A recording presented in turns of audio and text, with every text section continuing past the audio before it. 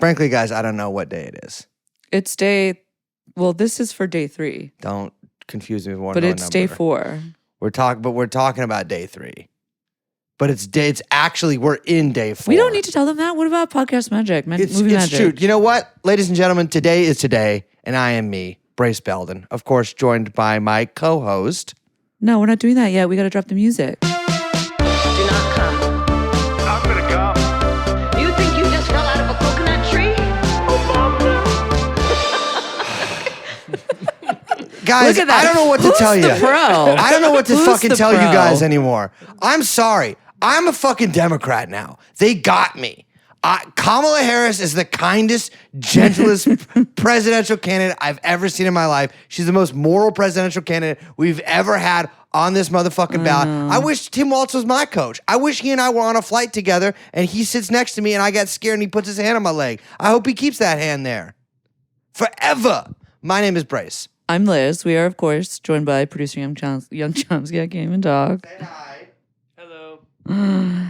This is TrueAnon, day 3, DNC. What's up? We are joined by lawyer, writer, or is it journalist? Writer. Writer? You think there's a distinction there? You think one's do. better? I do. Journalist is a little bit insulting, It's but a- I'll take it. But he's another J word too. Jewish, Palestinian, Christian. Kind of. You really are You're a intersectional. I was going to say that I'm extremely intersectional. You're one of the most intersectional gentlemen I've ever had in a hotel room. Interfaith? Interfaith. You're Mr. Interfaith. We've of course had Dylan on the show before to talk about Palestine, and today we have you here in Chicago at the DNC, greater DNC area, to talk about it in a slightly different context. And I think we should actually, instead of talking about what's been going on at the DNC yesterday, I think we should actually talk about maybe what's going on in Palestine today and this general time period. So what's happening there? So we are largely stuck in a holding pattern in Palestine. Right now, there are ongoing negotiations that Hamas is actually not participating in, although they are awaiting what comes of it. The negotiations are largely taking place between Israel and the United States and the mediators from Qatar and Egypt, purportedly to achieve a ceasefire deal and hostage exchange. Now, the challenge is that nobody, basically, except the Americans, believe the Israelis are participating in this in good faith, and that includes the Israelis themselves, like other officials besides Netanyahu in the government, and most of the Israeli public, and the Palestinians recognize them as being entered into in bad faith. But basically, I mean, we are at the precipice of the war that we were anticipating the last time I was on this on the podcast. And since then, there have been major events intervening, notably the assassination of Ismail Haniyeh in Tehran, which has caused Iran to proclaim that it's going to retaliate against Israel for the violation of its sovereignty, and also the assassination of a top Hezbollah commander, Fouad Shakar, in Beirut, which has provoked Hezbollah to say that they're going to respond. So that war that we had been talking about feels extremely imminent. The cross-border fire across the northern border with Lebanon has really picked up pace. The strikes are going deeper into Lebanon. Right now, Hezbollah is kind of eerily silent. They've declared that they're going to respond, but given no real indication of when that will be. But there is a general understanding that something big is probably coming, unless there is a genuine ceasefire, because this is what Hezbollah is saying. This is what Iran is saying. If there is a ceasefire, then we won't retaliate, or we'll retaliate in a much smaller way, because this is like the off-ramp that people are looking for. The problem is that a ceasefire that actually ends the war, a ceasefire, will eliminate Netanyahu. I mean, it will just end his coalition. He has people. Yeah. This has been the long-standing problem, and so we're in a small holding pattern. That's the part of the bigger holding pattern, which is that there can't actually be a deal that Netanyahu enters into voluntarily. So what is he doing? He's double or nothing. This is his play. Well, there's also seems to be this tension and within Israeli society that like is a part of a kind of a long string of events, but was really emblematized in the riot over the rape concentration camp. And there's these tensions in Israeli civil society, or just in Israeli society in general, that I think a lot of people like to be like, it's going to be a civil war. It's going to be a civil war. Fingers motherfucking crossed. Not so sure that's going to happen. But it does show that like Netanyahu is in a very in Israel sort of by extension is in this very fragile state right now, and it's so clear that if a ceasefire deal happens, that will take them over the precipice, and like whatever civil society like problems, uprisings, low simmering embers of civil war that might happen. I guess embers happens after, but you guys know what I'm saying. Would be exacerbated by Netanyahu stepping down or getting voted out, which seems like it would happen with a ceasefire deal. That seems to be his calculation. And then on the other hand, on the other side of that, he has a mass fascist base that is really riled up, that feels existentially threatened, and is primed for a larger confrontation that they don't fundamentally understand the consequences of. And Netanyahu's in a position where if he can escalate the war, provoke a larger conflict, pull the United States in to support him, he's actually not in a terrible position politically. He's actually regained a lot of the popular support that he had lost after October 7th, and his poll numbers internally in Israel are some of the best that he's had in months. So, which is insane. But long as he keeps it going. So long as he keeps it going, exactly. So that's the play he's making. And on the Hamas side, you have so Haniya is assassinated. Yeah, Sinwar, who had been the de facto leader of Hamas insofar as he had the final say on the negotiations, he still has the final say on the negotiations. But he has taken over political leadership of the entire organization. And that has, I think we can assume, based on what we're seeing, hardened the position of Hamas slightly. So they took responsibility for a suicide attack in Israel, which is the first in a long time. First time in over a decade that they've done that. They have published an open letter to Hezbollah and the broader axis that says we don't think the Israelis are negotiating in good faith, and the only thing that can end this is if you strike back, is actually if you initiate the escalation.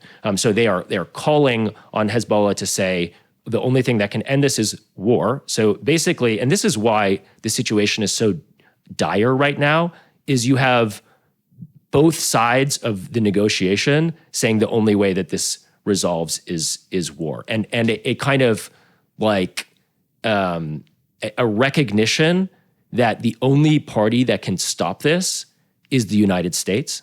This is where ultimately we're going to get to, is that the only party that can actually stop this by forcing a ceasefire deal is the United States, and they are fundamentally unwilling to do it. And so this is and when you have both sides of this like war going on right now, resigning themselves to escalation, that's when it can kick off at any moment, right? Because then you're thinking about, okay, first mover advantage, basically.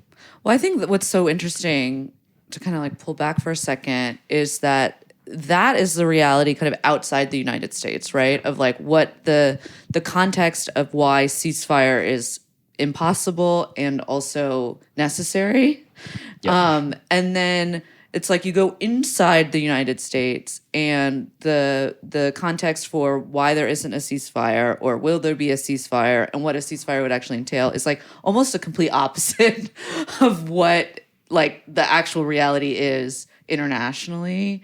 And so when you say that like the only party that can actually intervene and end this is the United States, I think the United States government and the media apparatchiks and everyone involved have done a really good job of, basically selling the exact opposite of that to the American people, where they say, well, it's not exactly like the U.S. can do anything. Yeah. There's other countries involved. We can't step in, blah, blah, blah.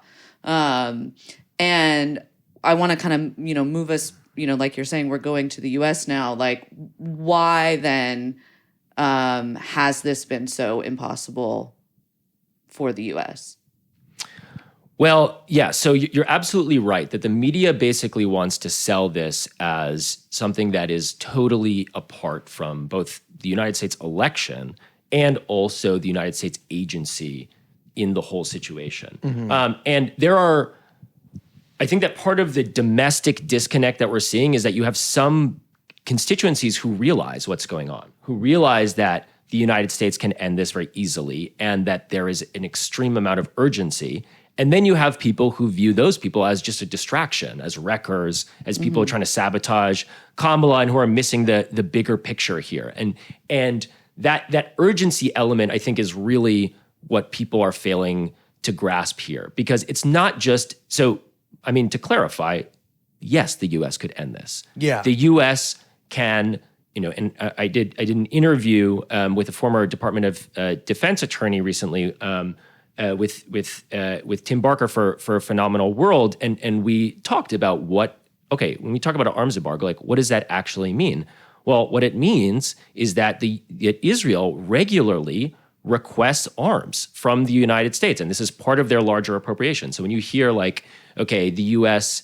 Congress has appropriated $3.5 billion to Israel for military support. What that means, basically, when we send it to Israel, for different countries it looks a little bit different sometimes, is that we basically just dump $3.5 billion into a checking account. And what they can do is they $3.5 billion in a checking account, and they make a request. And not even high yield savings.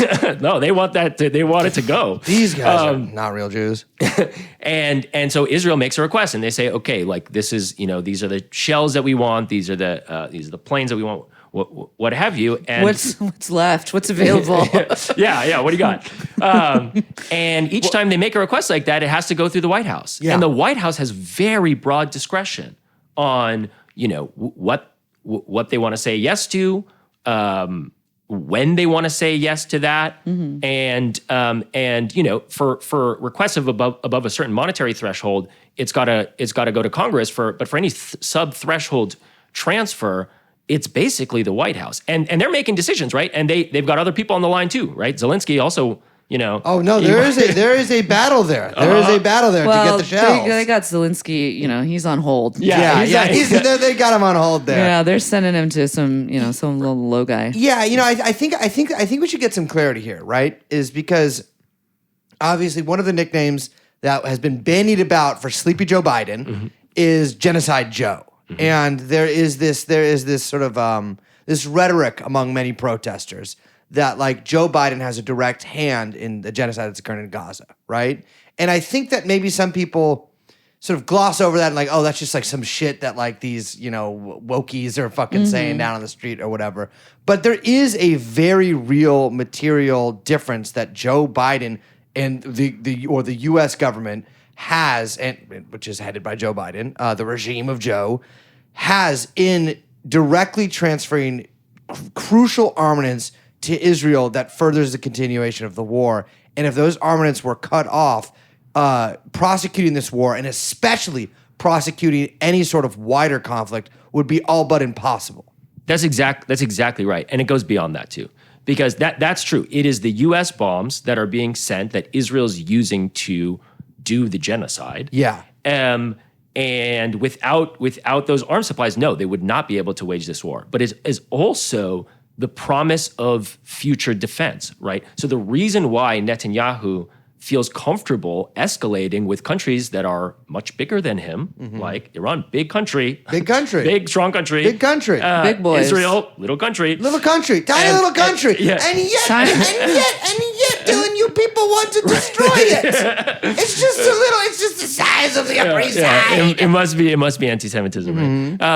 Hezbollah, very, very powerful non-state actor, probably the most powerful in the history of the modern world, right? The reason why Netanyahu feels confident picking a fight is because the United States is saying we will defend Israel no matter what happens, right? Yes. And we will, and realistically, what does that mean? It means we will do that with an overwhelming air power and airstrikes. It means that we will hit military targets and in all of these places. And so that it gives him the confidence to escalate however he wants, in addition to giving him the power to perpetuate the genocide on the Palestinian people in Gaza. And the analogy that I like to draw is no one really has any qualms about putting the responsibility of the Sabra and Shatila massacres in 1982 on the Israelis, right? No, but it was the Christian phalangists in Lebanon who actually were doing the killing. Yes. It was the IDF soldiers, who were guarding the doors, right? And that's very clear to everyone, right? That Israel bears responsibility for these massacres. Fairly and I think non-controversial, yes. Non-controversial, right? And I think that is basically, on a much, much, much bigger scale, obviously, a similar role that the United States is playing with the Gaza genocide. That is a good analogy because it is, I think, and not only the Gaza genocide, any further war that occurs. I mean, there was an article that came out today about journalist Seamus Maleficent or whatever in Lebanon, seeing ads on Tinder saying that like America is you better not let Hezbollah do anything funky because America is going to back them up. But it's true. We've deployed innumerable assets to surrounding countries in the Middle East, especially in the seas outside of there.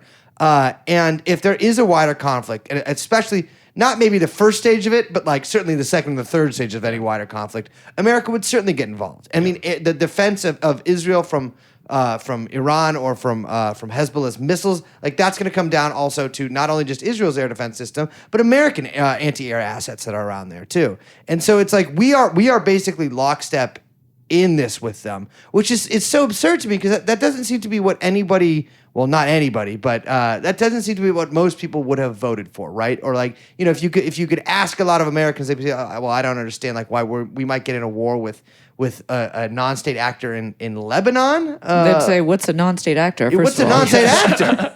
You mean Kate Hudson? But yeah, and so. I mean, that's like when people talk about Joe Biden bearing some actual responsibility for this stuff. I mean, it is a very real thing. I know you've done a lot of writing about arms transfers lately, and I think like one thing that just cannot be drilled into our listeners' heads enough, and that sounded condescending. That's not how I mean it. But like, the reality is like we are not in World War II. We are not in like crazy production. We don't have like fucking who's the chick Rosie the Riveter. We don't have Rosie the Riveter out there anymore. Like we actually do kind of almost like just in time armament supply now. Literally. Literally, yes. Yes. Like there is not, I mean, and you've seen this with a ton of NATO countries, Germany especially, is like there actually is not this massive stockpile of especially ammunition, especially shells and missiles and all this stuff. That does not exist. Well, it exists for other people, but it does not exist for us. Yes. Yeah. But some people have been doing a good job on their missile production programs.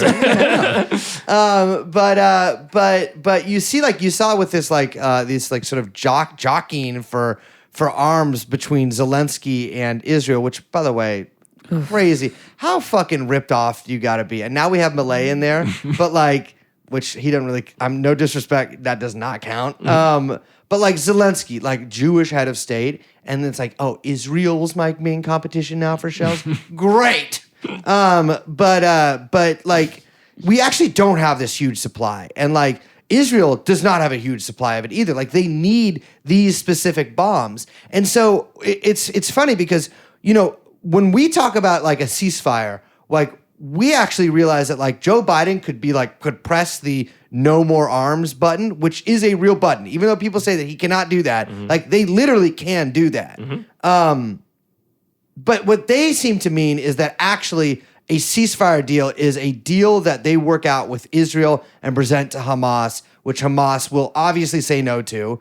And then the war will continue, and so they can hold up their hands and say, "We tried, but nothing happened." They tried tirelessly. Tirelessly, they tried. Yeah, because the deal and even if they even if they manage to mock up some agreement that Netanyahu then agrees to, he only is going to agree to it if he thinks that Hamas is not going to accept Yes. it. And if they do accept it, which they did surprisingly to them in May, what is he going to do? He's going to escalate, right? Yeah. He assassinated the negotiator. Yes. That's the last time this happened. That's what he did, right? Because as you've correctly identified, his interest is in perpetuating the conflict, right? And it's just this refusal to play hardball that is careening us over the edge into something that cannot be undone. And this is where we have a really interesting moment in US domestic politics where you have the left who really are the only adults in the room in this broader conversation. For once, thank God. And the reason why you know that is because you have whole segments of the left unified around a single demand. When is that ever the case that you have the inside strategy, you have the nonprofits, and you have the street movements all saying we want this one really reasonable thing, which is, US follow its own laws with respect to arms transfers. That's the other thing we haven't mentioned here. It's not just that Biden could pick up the phone and say no more arms for Israel. The US has laws on the books that say you legally are not allowed to provide arms to military units that are committing human rights violations. And there's another law that says it is illegal for the United States to provide military assistance to a country that is prohibiting US humanitarian aid from reaching their population. Right. God, I saw some it was like on Instagram or some shit like that. I think it was a relative of one of the people from like the World Food whatever that fucking thing is, World Food Kitchen.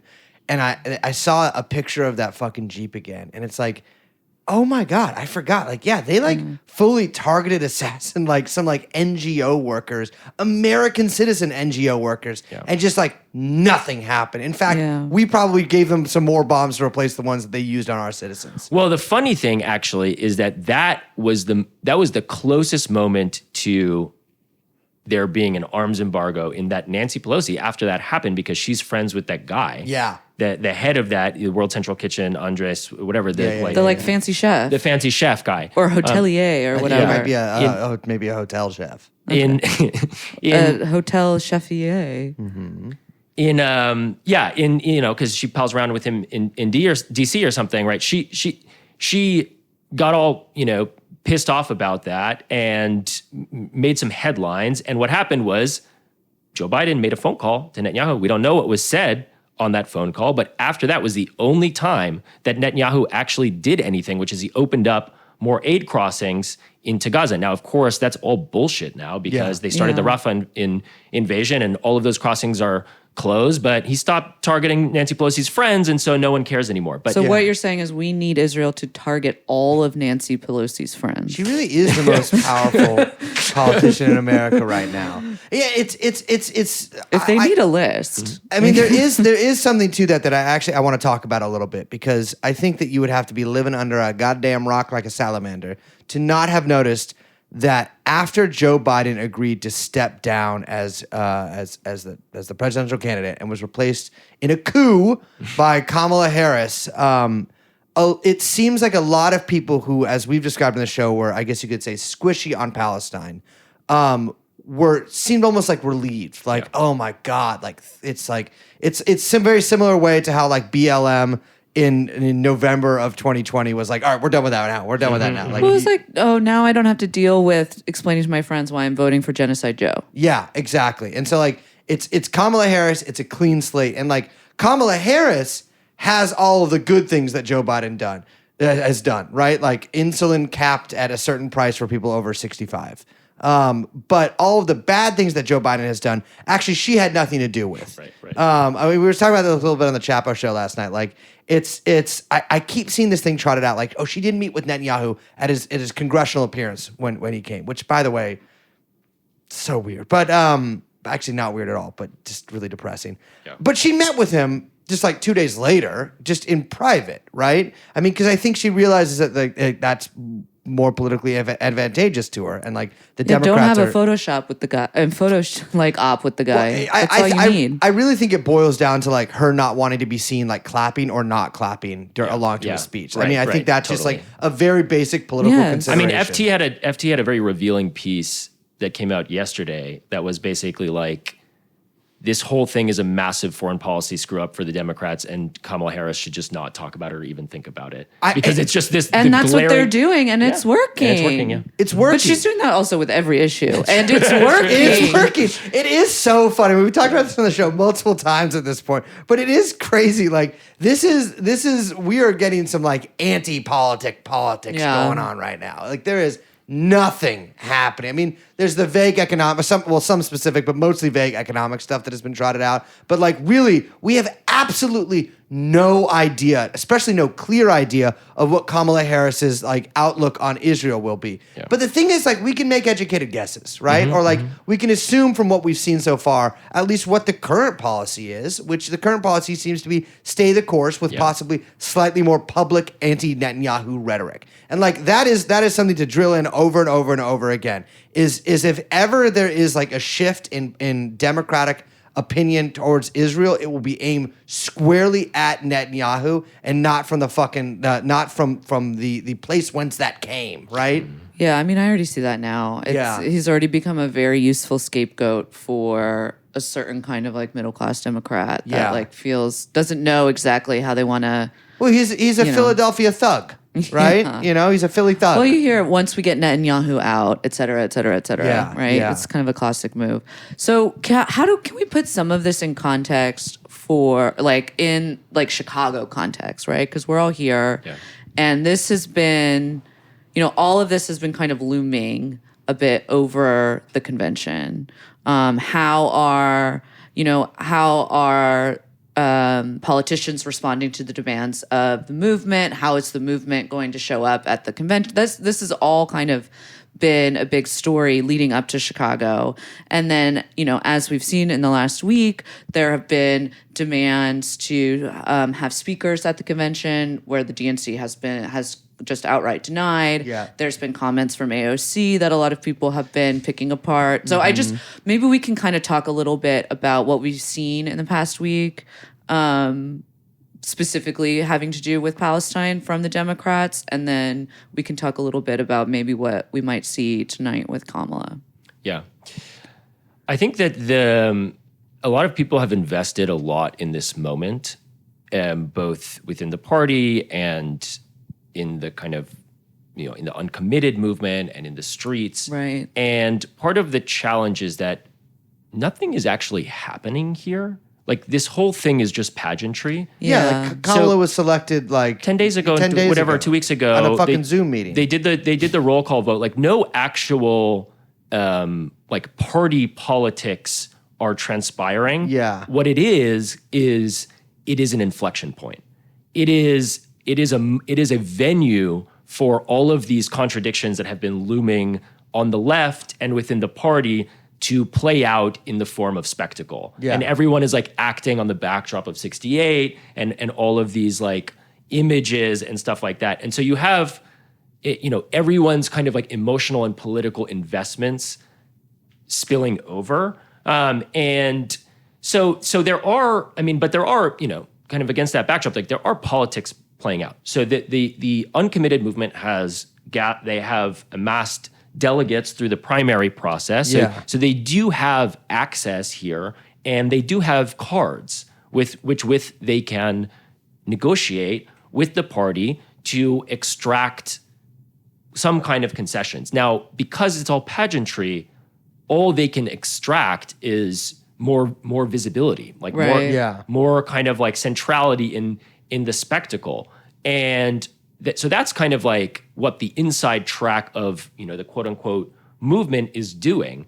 And the expectation, I think, would be that there is an outside track, that there are people who are, taking the streets to exert pressure in the form of their anger and to elevate the demand of the arms embargo again, right? Because they're the segment of society that recognizes the urgency of this moment, that we actually do need to change policy if we don't want to, cross this threshold into something that is, we can't reverse back over. I think broadly speaking, all of these things are playing out, and people are experiencing frustration. Yeah. In that they're expecting a payoff. They're expecting a thing to happen. Yeah. Right. But we are really fighting for attention here. And that's a hard, it's a really difficult place to be in when you care about this stuff, right? Because you I don't know, it's been an opportunity kind of for me to reflect back on what we've achieved in the past 10 months of mobilizing. And it is really incredible, right? We have brought the Palestinian cause and also the issue of this genocide to the center of the national conversation. And we've identified the appropriate remedy, right? We've unified the left behind a single demand. And whether, even though the uncommitted folks on the inside, they are not concretely making that demand by demanding a Palestinian American speaker, right? It is in the service of this demand. And there is actually there may be a contradiction, but it's not so antagonistic between like the outside track and the inside track. And so we've brought this issue to the center of the conversation and correctly identified a demand. And it's frankly not even a very unpopular demand. But nevertheless, we may lose. And that is a heartbreaking thing. But it also doesn't diminish what's been accomplished. And I think that reality is what a lot of people are reckoning with on an emotional level, and it's very difficult. How do you mean? I mean that there's a lot of frustration right now. Yeah. I think that there's inter-movement frustration. I think that there are people who are participating in street mobilizations who view what Uncommitted is doing as a concession of sorts. There are people on the inside track who view the outside protests as disruptive, although kind of think that at least up until today, they haven't really been. Yeah. And I think that there's general frustration with that. There is the masses of people that have been moved to care about Palestine, but actually have not internalized the urgency of it, and so are open to being satisfied by these kind of like rhetorical concessions. Like when they see a politician with the same policies as Joe Biden, sell them better. Yeah. Right. And pay lip service to Palestinian humanity, or just be a little softer around the edges. That feels like progress because they can say, oh, look, there's strong indications that Kamala Harris will be much better than Trump on Palestine should she take office, or better than Joe Biden. And we know that that's not good enough. If there's a huge war, that kicks off before she comes into office, like that counterfactual is not going to save any lives. Well, I think the fact of the matter is, even if there's a huge war that kicks off after she comes into office, if she comes into office, like I think the end result will be the same. The security of Israel is non-negotiable. Yeah. Like that is not on the table, even I feel like a little bit, right? Because but we should condition that a bit, because you can make a strong argument that the security of Israel mandates forcing a ceasefire deal now. Yeah, well, absolutely, you could. I mean, the reality is like if the security of Israel was like really the number one thing that people were looking for, the policies, internal policies, domestic policies, the policies of Israel towards Palestinians and other Arab states in Iran would be radically different. Yeah. But that's not really. I mean, that's not how these politics work, right? Like, right, because the powerful interests in the United States are sipping from the same juice box as the delusional people in Israel, who don't actually fundamentally recognize that by starting a war with Hezbollah, they are bringing on an existential threat to the state. You think they don't realize? I think they just want to. They're ready to go. I think it's ready to go, like go down. No, they're just we like want to drift off. No. I just mean that they're like not just. I mean, I don't think that they are not clear-eyed about the stakes. Yeah. I just think they're ready to fucking play. Like Yeah, you think yeah. you think there's the same sort of like There's like there isn't another option. yeah. There is no other road. I do feel like it is like considering the politics of Israel, like Yeah. that does seem to be the case. I mean, there is no like sane counterbalance or like speaking in terms like a relative terms within domestic Israeli politics, like there isn't like a left or like a sort of like a peacenik camp. Because that has just almost been totally excised from mainstream Israeli society. Yeah. But to nuance that a bit, there are people in Israel who don't want a war. Of course. Yeah. And probably the level-headed people in the Shin Bet and Mossad and the security establishment. Well, that's the thing is like, there are like, and it's funny because this is so often the case. Like there are people whose job it will be to prosecute the war who probably have like a pretty clear idea of really what the actual stakes of that war will be and some of the consequences of pursuing that war will be. But like I'm talking about in terms of like within the Knesset, right? Yeah, it's the political people in both the U.S. and in Israel. It's the political people who cannot stomach what it would mean to actually play hardball with that relationship, because they understand the political consequences of that. And it's the security people who are like, you guys, we are about to kick off something that is going to be extremely risky, extremely devastating, and could be the end of the project. Like this could be the end of Zionism. And I think, and so, that's why you have the director of the CIA, Burns, out there. I believe him. I believe that he wants this deal, and that it's Biden and Blinken who are preventing it, because they are as ideologues, they are more committed to never standing up to Israel, because that's something that can't be undone. Yeah. Right. Yeah. I mean, Burns has like been shacked up in like a long-term Airbnb for like fucking 6 months. He's been out there for so long. Yeah. He's so committed. He's been sleeping on the squeakiest IKEA bed in the world in motherfucking Cairo. And it's. I mean, bring it back to the DNC a little bit, like our Knesset. Well, part of our Knesset. One's Knesset. One's Knesset. One of many Knessets in America. I mean, there is this sort of like funny tension between like they're like trying to pay this like the minimum viable lip service to Palestinians as human beings, not to like the concept of like a binational state, to maybe a two-state thing, but like to a which I'm not expecting the Democrats to have a guy be out there like, we need one secular socialist state. Like that's not gonna happen. But you like they had AOC trot out there, right? And lie to the American people and say that Kamala has been working tirelessly for a ceasefire deal. I know that I think yesterday they had a couple of guys come out there, one wearing a keffiyeh, who like said something about a ceasefire. And it does also has, of course, parents of hostages. And of course the parents of hostages. Yes, come out there. I mean that to me is like so when people talk about like, oh, there's not going to be like a Palestinian speaker, there's not going to be a Palestinian speaker. Like you have to understand, like, I mean no disrespect to you. You're Palestinian. Mm-hmm. I'm just calling balls and strikes here. You guys kind of rank a little lower. I mean, there's no like world where the Democrats are putting a Palestinian on live network television. Yeah. Like it's just not happening in this context. They didn't even put that Atlantic Council guy on there. Yeah. Like there was an Atlantic Council guy who was like, I'm trying to speak like one of those like classic Barry Weiss fucking like hatchlings who wants to go up and be like, you know what, neither Hamas nor Netanyahu, but in the end Netanyahu.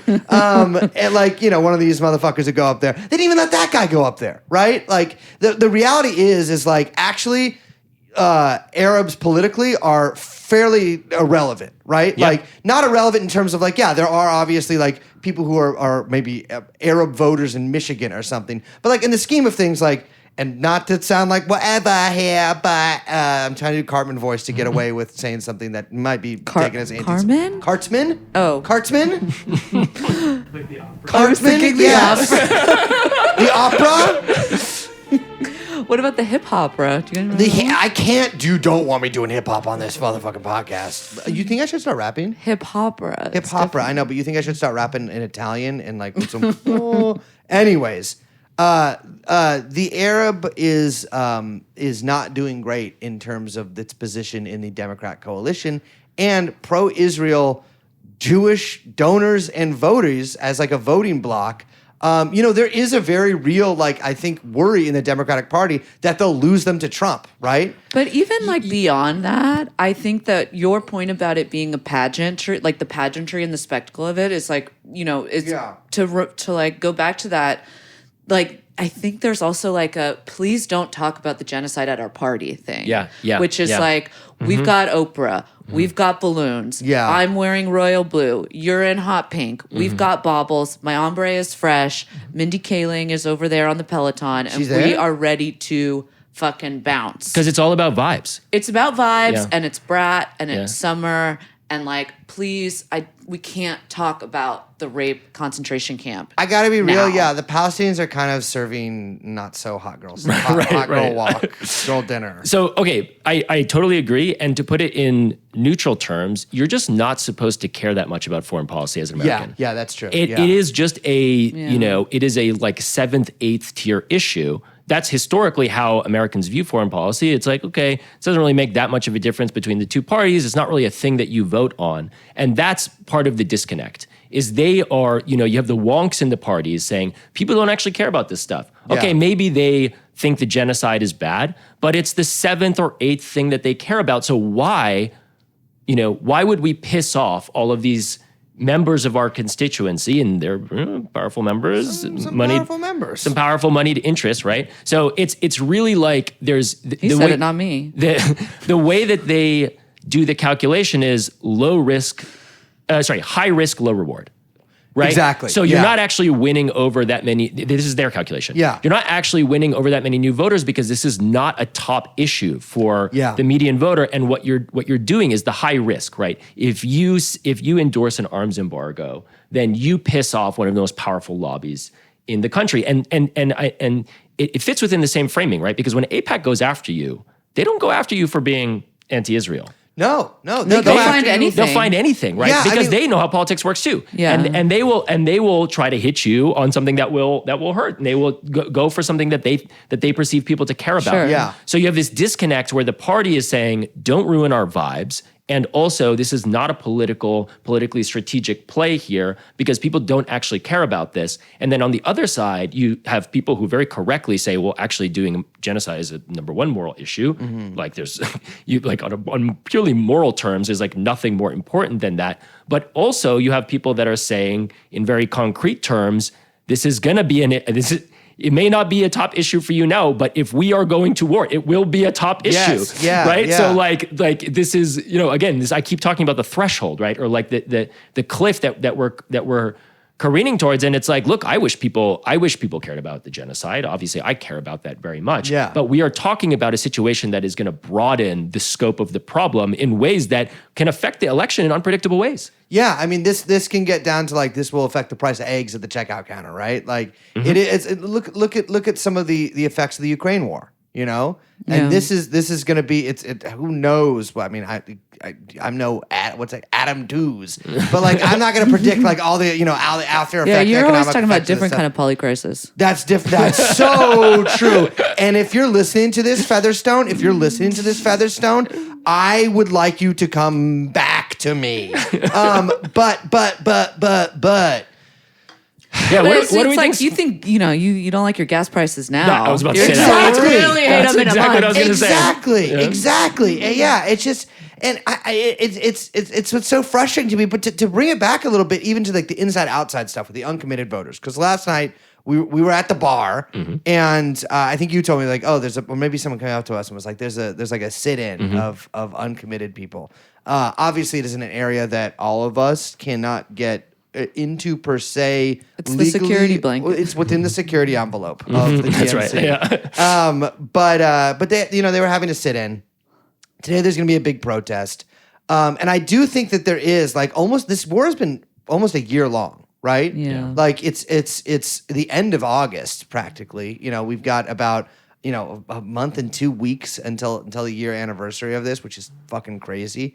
And I think a lot of people feel, like you were saying earlier, this emotional response to that, where it's wow, it's been a year, and we really in the final analysis have not moved the needle, right? We've moved the needle of public opinion, but public opinion is essentially irrelevant in a liberal democracy when it comes to things like this. and I think that like a lot of people are understand that like that is like crazy, right? Like it seems like, especially for a while, it's definitely, and just balls and strikes here, it's fucking tamped down a lot. Like you're seeing a lot less people at any given protest, not just the ones at the DNC. And I think some of that has to do with this like fatigue of like not wanting to get out on the street, that knowing that nothing will change, right? Knowing that like you going home and maybe viewing like all of these pictures of dead children in a row, and which is the efficacy of doing that to yourself always is I think is debatable. And I think some people might do it as like a form of self-flagellation. And like, again, Absolutely. it's like a way to, and listen, as somebody who has seen a lot of dead bodies in real life, it's not something you really want to look at. If you get the point, you get the point. You know what I mean? I think there's also like a basic thing that feels shitty to say, but I think it's true, which is that people like to be on a winning team. Yeah. And so there's a kind of unspoken, like, let's just pause. And then once we get through this, if Kamala gets in, then we kind of like restart the and I don't think that it's even like a conscious, like it's that, explicit or in like people's minds, but it's tough to be on the losing side of something for a year, right? And if you're on the left, and if you're on the it's been that's your a whole entire different thing that political hopefully life. people in the left, that's a part of coming to terms with being on the left. But for a lot of people that kind of are coming especially into this, the young people who the young people are coming into this struggle, like that's it's difficult to keep finding finding ways to keep your momentum going. I think that there's, I totally agree, and I am anticipating the kind of losing a lot of people who've been radicalized in this moment. But I also think that people will be hardened, and the reason I think that is because we are coming off multiple cycles of struggle that achieved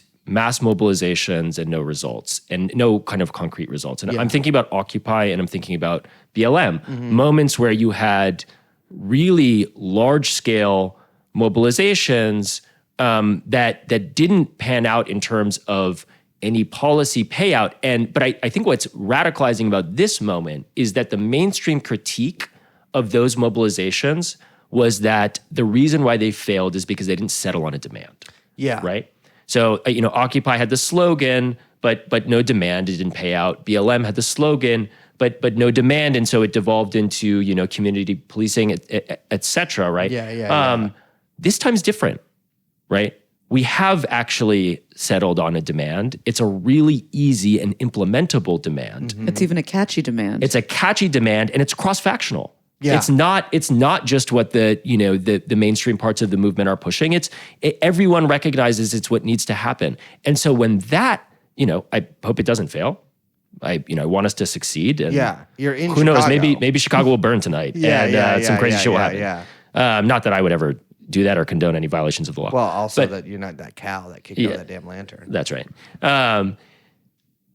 But in the event that we fail, I think that will be very radicalizing because no one will be able to say, it was a lack of demand. People will be able to point at the exact structures that prevented it from happening. And when shit hits the fan, it'll be really clear why. Well, it's funny actually to contrast this with, more specifically with BLM, because Occupy had a host of, frankly, I actually just was not involved in anything to do with society during Occupy. I was busy smoking crack. But you and Mike Lindell. me and Mike Lindell, America's two foremost white crackheads. Not true at all. I was not a crackhead. I indulged once or twice, but obviously Hunter, Joe Biden, the president's son, the king of crack. That's probably Hunter and Mike Lindell having a Zoomer Hangover style 5? YouTube show would be so great. God, dude, imagine them and Just fucking them Steve-O. staring at each other. Yes, them and Steve-O, Crazy dude.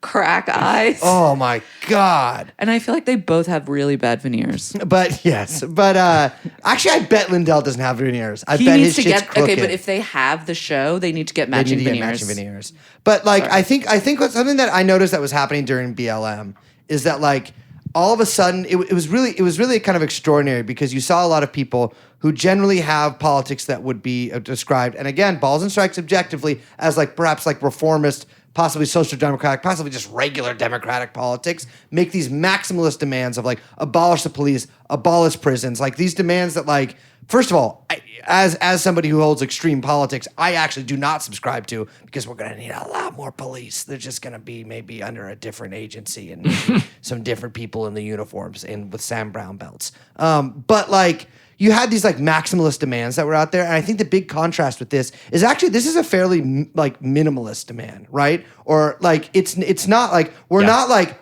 fucking bomb Israel. You know, Regime change. Regime change. Like, we're not calling for regime change. I mean, I am calling for regime change, but like that isn't the movement demand, right? Like there are obviously like aspects of the movement that are more I guess you could say radical, that like demand whatever. But like the general, like the one big call coming from the Palestine movement is for a ceasefire, is for an arms embargo, right? Yeah. And it is not even, well, I guess an American arms embargo.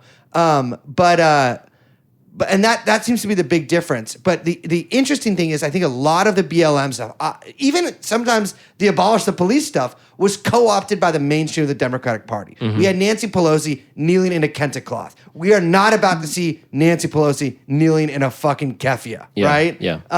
We're like it's Though they have tried. So the way that they have tried, that's absolutely correct. The way that they have tried to co-opt it is by this move that we were talking about earlier of playing lip service to the idea of a ceasefire. Yeah. Of saying, well, we support the thing that you're asking for, even though we are doing absolutely nothing. Wish we could to do make something about it. Yeah, exactly. Yeah, exactly. And that's the AOC working tirelessly line. Kamala's working tirelessly for a ceasefire, doing everything except the only thing that will work. Yeah, exactly. And so like I think that like, and I think I'm not trying to draw you into some like talking about the left in this meta way, but I think that like a lot of people on the left never expect to win, right? Like in the same way that like there are the people who are like really attracted to winning, even if that like is, what is it? They want the power, they don't want to critique the power or whatever it is. Sorry, I love YouTubers. But I think there are also people who really are addicted to being like, I am like whatever position is happening, I need to be on the losing side, which is often the most ultra left, like extreme side.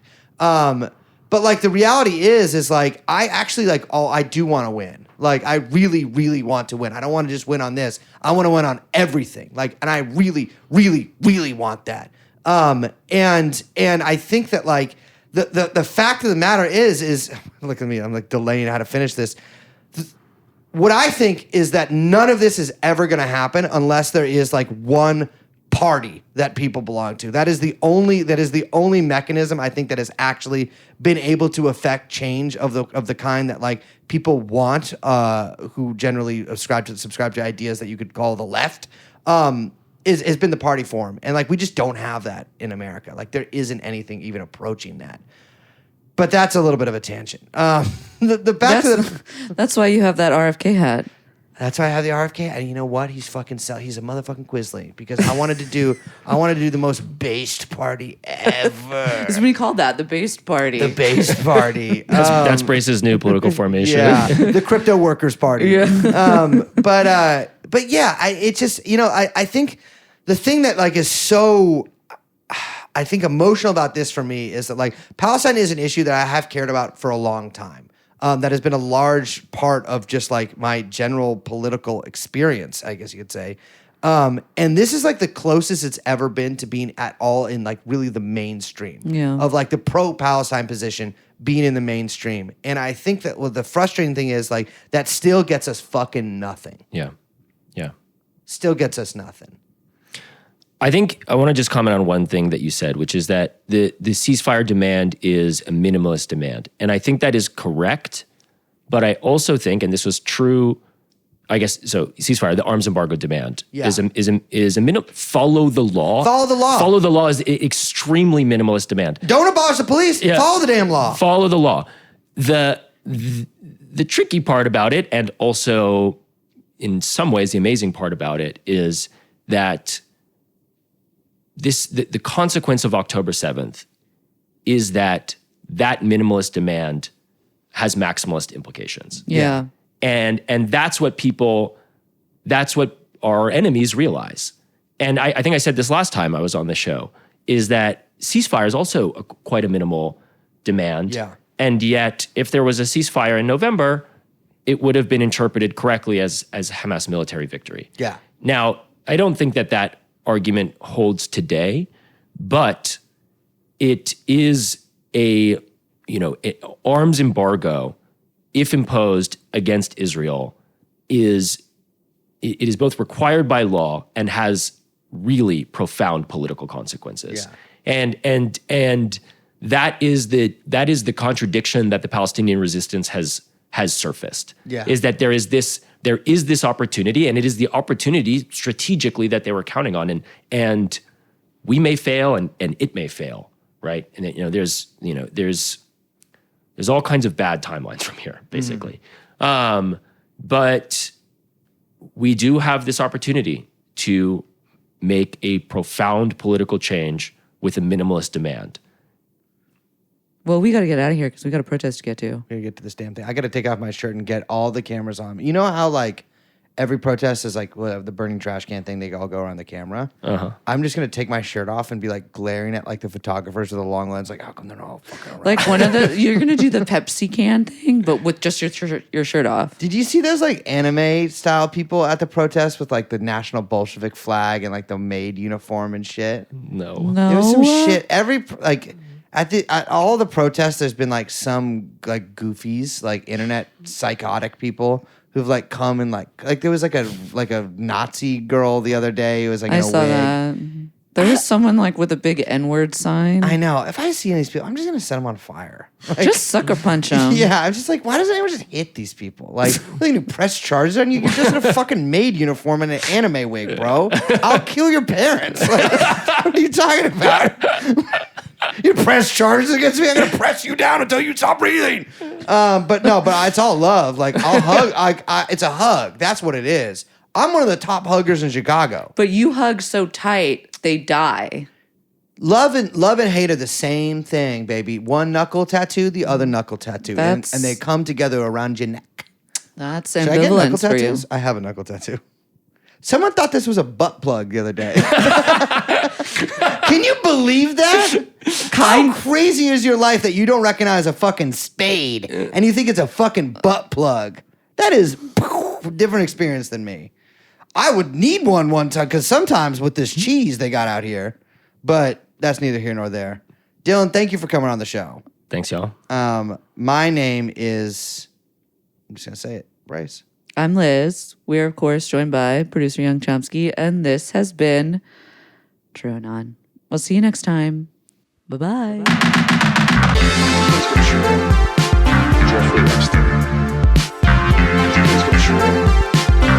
Jeffrey Epstein.